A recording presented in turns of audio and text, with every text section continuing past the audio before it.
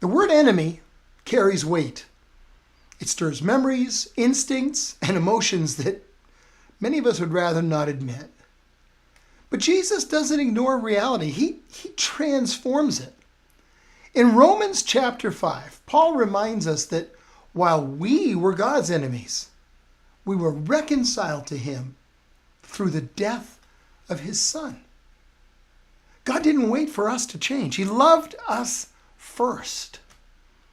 You know, there's a moment in the full teaching where I talk about the surprising place God sometimes begins his work of reconciliation and how it can completely change the way we see the people who oppose us.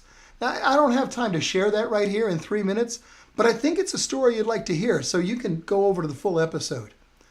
But that's the pattern he calls us to follow. Not because it's easy or because it feels natural, because it doesn't, but because love has a power that retaliation never will. So here's your takeaway today. Loving your enemy doesn't excuse their actions, but it frees your heart. It breaks the cycle of retaliation, opens the door for God to work. And probably most importantly, it aligns your life with the one who saved you.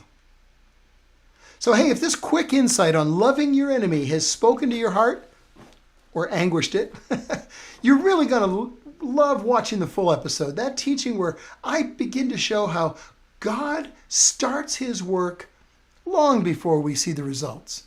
So click the end card that appears here and watch the full episode. I'll be looking for you there.